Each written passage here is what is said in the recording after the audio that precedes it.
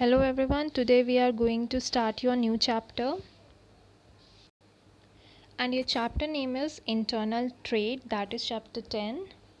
So let's start with the introduction. Trade refers to buying and selling of goods and services with the objective of earning profit. Mankind has been engaged in trading in some form or the other since early days of civilization. The importance of trade in modern times has increased as new products are being developed every day and are being made available for consumption throughout the world.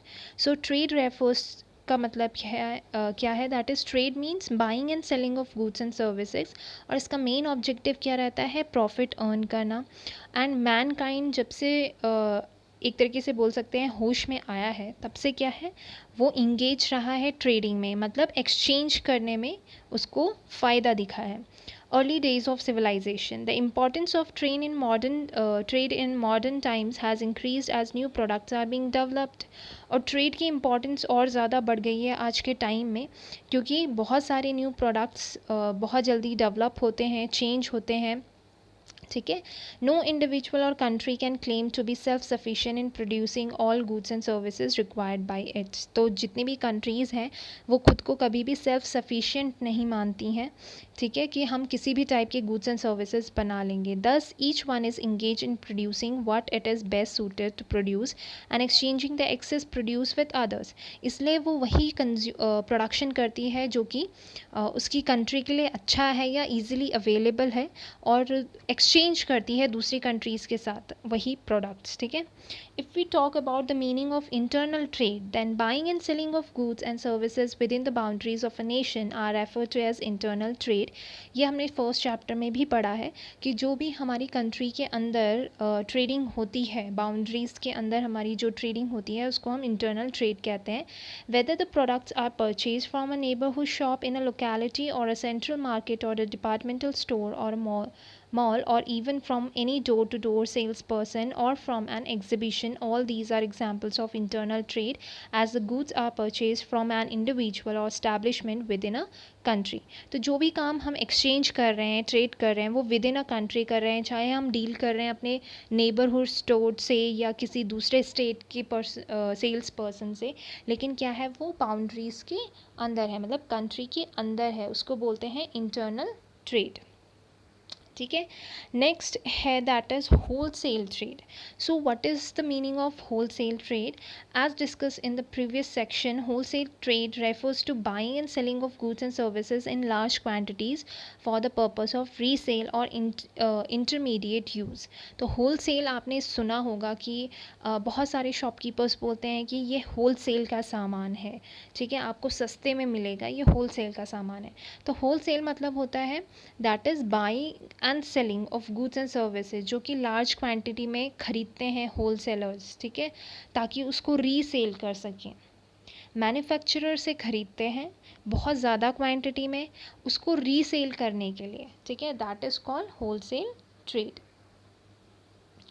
So what are the services of wholesale trade तो सबसे पहले हम पढ़ेंगे services to manufacturers manufacturer के लिए wholesale क्यों ज़रूरी है या क्यों इंपॉर्टेंस रखता है फर्स्ट है facilitating large scale production wholesalers collect small orders from a number of retailers and pass on the pool of such orders to the manufacturers and make purchase in bulk quantities तो आप इस chain को समझेंगे सबसे पहले क्या है manufacturer है फिर आपका होलसेल आएगा और फिर आपका रिटेलर आएगा और लास्ट में आपका कस्टमर आएगा जो कंज्यूम करता है ठीक है तो होलसेलर का काम क्या होता है रिटेलर से ऑर्डर्स लेना और उसे मैन्युफैक्चरर तक पहुंचाना ताकि वो प्रोडक्शन उसी हिसाब से मैन्युफैक्चरिंग करे प्रोडक्ट्स की ठीक है तो फैसिलिटेटिंग लार्ज स्केल प्रोडक्शन तो होलसेलर हेल्प एक तरीके से बहुत सारे शॉप्स जो रिटेलर्स होते हैं उनसे ऑर्डर्स लेता है काफ़ी सारे और मैन्युफैक्चरर को देता है तो ये क्या है मैन्युफैक्चरर को सर्विस प्रोवाइड करवा रहा है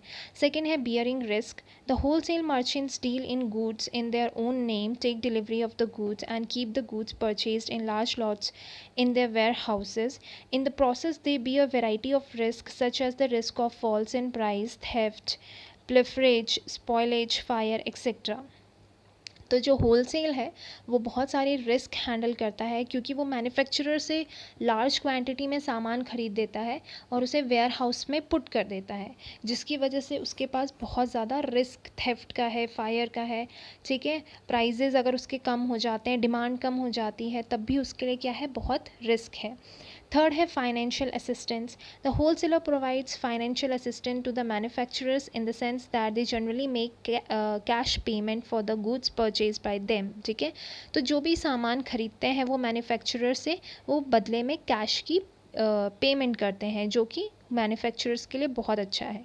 नेक्स्ट है expert advice. As the wholesaler are in direct contact with the retailers, they are in a position to advise the manufacturers about various aspects including customers taste and preferences, market conditions etcetera. ठीक है, तो expert advice मतलब wholesalers direct contact रखते हैं retailer से और retailers direct contact रखते हैं कस्टमर से.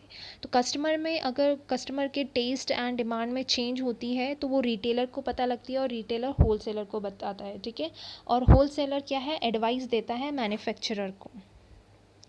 फिफ्थ है help in marketing functions. Help in marketing functions. The wholesaler takes care of the distribution of goods to a number of retailers who in turn sell these goods to a large number of customers spread over a large geographical area. This relieves the manufacturers from many of the marketing activities and enable them to concentrate on the production activity. तो marketing function में help करता है, क्योंकि ये सामान दे रहा है retailer को और रिटेलर लार्ज क्वांटिटीज़ में कस्टमर्स को डिस्ट्रीब्यूट कर रहा है, सामान जोग्राफिकली कवर कर रहा है हर कस्टमर को, जिसकी वजह से मार्केटिंग एक्टिविटीज़ क्या है, बढ़ रही है. नेक्स्ट है आपका facilitate production continuity. The wholesaler facilitate continuity of production activity through the year by purchasing the goods as and when these are produce and storing them till the time these are demanded by retailers और consumers. तो एक तरीके से क्या है, production की continuity बनाए रखता है होलसेलर, क्योंकि वो सारा सामान कहाँ रख रहा है, वेयर हाउसिंग में, और तब डिस्ट्रीब्यूट करता है रिटेलर को जब उसकी डिमांड होती है या कंज्यूमर्स को ज़रूरत है. तो उसका जो प्रोडक्शन है वो क्या है, कंटिन्यूएशन में है. नेक्स्ट है आपका स्टोरेज. तो होलसेलर क्या है, कोई भी मैन्युफैक्चरर होने के बाद वो मैन्युफैक्चरर को एक बर्डन कम करता है कि जितना भी सामान है वो वेयर हाउस में पुट कर सकता है. ठीक है, सो these are the services to manufacturer. Next है सर्विसेज टू रिटेलर्स. होलसेलर्स क्या सर्विसेज देते हैं रिटेलर्स को. तो फर्स्ट है आपका अवेलेबिलिटी ऑफ गुड्स. तो रिटेलर्स को एक तरीके से बोल सकते हैं कि होलसेलर कहीं ना कहीं से अरेंज करके उनके ऑर्डर्स लेके रिटेलर्स के मैन्युफैक्चरर को बोलते हैं, और मैन्युफैक्चरर से लेके वो रिटेलर को गुड्स की जो भी ज़रूरतें हैं वो कंप्लीट करवाते हैं. ठीक है, सेकेंड है marketing support. The wholesaler perform various marketing functions and provide support to the retailers. They undertake advertising and other sales promotional activities to induce customers to purchase the goods. तो marketing support हर तरीके से देता है wholesaler retailer को, चाहे जैसे किस तरीके से, दैट इज़ एडवर्टाइजिंग के थ्रू, सेल्स प्रमोशन के थ्रू वो कस्टमर्स को अट्रैक्ट करने की कोशिश करता है. और क्योंकि कस्टमर अट्रैक्ट होते हैं तो वो अपने सबसे नियर बाय स्टोर में जाएंगे उसको ख़रीदने के लिए. उसी को हम रिटेलर्स बोलते हैं, उन शॉप्स को. ठीक है, और इसकी वजह से रिटेलर्स की बिक्री होती है. थर्ड है ग्रांट टू क्रेडिट. होलसेलर्स अपना सामान क्रेडिट पे देते हैं, वो ख़रीदते कैश पे हैं मैन्युफैक्चरर से, लेकिन जो सामान है रिटेलर्स को वो क्रेडिट पे मतलब उधार पे देते हैं. तो ये बहुत बड़ा बेनिफिट है रिटेलर्स के लिए. नेक्स्ट है specialised knowledge. The wholesaler specialised in one line of products and know the pulse of the market. They pass on the benefit of their specialised knowledge to the retailers. They inform the retailers about the new products, their use, quality, price etcetera. मतलब product के बारे में जितने भी नए नए changes हुए हैं, ठीक है, उसकी अच्छी क्वालिटीज़ क्या हैं, इन सारों के बारे में वो नॉलेज देते हैं रिटेलर्स को, ताकि वो कस्टमर्स को एक्सप्लेन कर सकें अच्छे से. फिफ्थ है risk sharing. The wholesalers purchase in bulk and sell in relatively small quantities to the retailers. Being able to purchase merchandise in smaller quantities, retailers are in position to avoid the risk of storage, pilferage, obsolescence, reduction in prices and demand fluctuations. तो जो retailers को वो बहुत बड़े risk से बचाता है wholesaler, that is wholesaler सारा बर्डन अपने ऊपर लेता है, वो वेयर हाउसिंग का पूरा अपने ऊपर लेता है, ठीक है, जिसकी वजह से रिटेलर्स छोटी छोटी क्वांटिटीज़ में उससे उससे होलसेलर से सामान खरीदते हैं ताकि वो अननेसेसरी रिस्क ना उठाए, ठीक है. So that is the topic that is wholesaler. Next we talk about what is retail trade. A retailer is a business enterprise that is engaged in the sale of goods and services directly to the ultimate consumers, ठीक है, जो कि directly communicate करते हैं consumers को या services provide करवाते हैं. तो यहाँ पे हम ले सकते हैं, अब हमारे जो हम जब नॉर्मली चलते हैं, ठीक है, तो आप देख सकते हो कि आपके जो घर के अगल बगल जो शॉप्स होते हैं उनको हम रिटेलर बोलते हैं.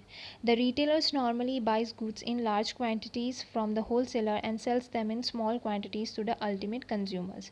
तो थोड़ी ज़्यादा क्वांटिटीज़ में वो होलसेलर से सामान खरीदते हैं और कम क्वांटिटी में कंज्यूमर को बेचते हैं, मतलब कंज्यूमर के हिसाब से, ठीक है, उसको हम बोलते हैं रिटेल ट्रेड. सो अब रिटेल ट्रेड क्या सर्विसेज देता है मैन्युफैक्चरर को और होलसेलर्स को, वो हम यहाँ पे पढ़ेंगे. That is help in distribution of goods, क्योंकि उसका मेन जो रिटेलर है उसका मेन कम्युनिकेशन किसके साथ रहता है, कंज्यूमर के साथ.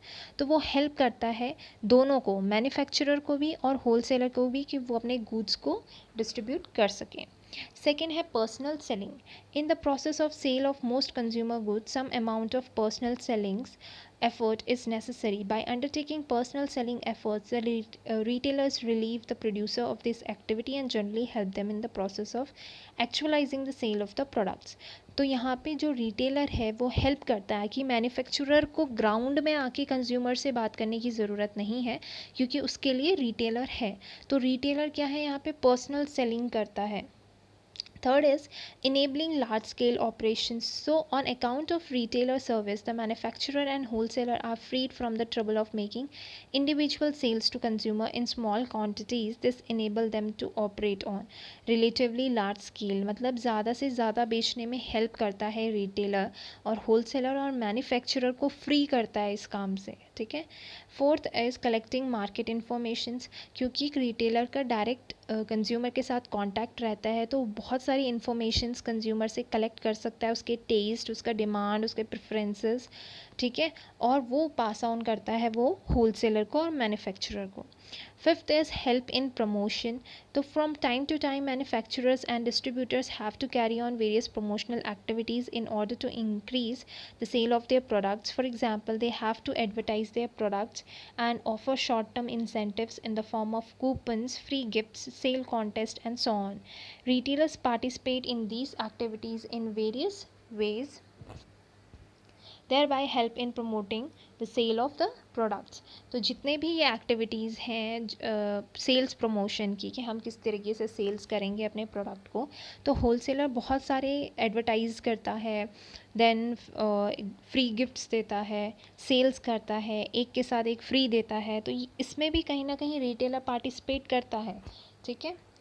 And services to consumer. अब रिटेलर का कंज्यूमर के प्रति क्या सर्विसेज है, तो फर्स्ट है आपका रेगुलर अवेलेबिलिटी ऑफ प्रोडक्ट्स. तो कंज्यूमर को कहीं ना कहीं किसी ना किसी तरीके से जो भी उसकी डिमांड है वो सेटिस्फाई कराना उसे, ठीक है, वो रिटेलर का काम है. सेकेंड है न्यू प्रोडक्ट्स इन्फॉर्मेशन. जो भी नया प्रोडक्ट आ रहा है बाज़ार में, उसका क्या क्वालिटी है, क्या प्राइस है, वारंटी है या नहीं है, ये सारी चीज़ें इन्फॉर्मेशंस वो कंज्यूमर को प्रोवाइड करवाएगा. Third is convenience in buying. Retailers generally buy goods in large quantities and sell these in small quantities, जिसकी वजह से बायर को कन्वीनियंस होता है कि जब उसे जितनी ज़रूरत है वो उतना सामान खरीद सकता है. Next is wide selection. Retailer के पास स्टॉक अच्छा खासा रखा होता है उसकी दुकान में, तो एक वाइड सिलेक्शन होता है कि कंज्यूमर सिलेक्ट कर सकता है अपने हिसाब से या अपनी डिमांड के हिसाब से. Fifth is after sale services. अगर बाई चांस कंज्यूमर को कुछ दिक्कत आती है से प्रोडक्ट ख़रीदने के बाद, तो वो क्या है, रिटेलर के पास जाएगा और इस चीज़ की कंप्लेन करेगा. तो आफ्टर सेल सर्विस प्रोवाइड करवाता है रिटेलर.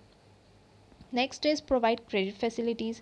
कुछ रिटेलर्स ऐसे होते हैं जो कंज्यूमर को क्रेडिट फैसिलिटीज़ देते हैं, मतलब क्रेडिट पे सामान ख़रीदने देते हैं, क्योंकि या तो वो बहुत पुराने कस्टमर्स हैं उनके, या फिर उनके ऊपर बहुत ही ज़्यादा ट्रस्ट है। ठीक है, so that's it. If you have any doubt regarding this topics you can freely ask me. Thank you everyone.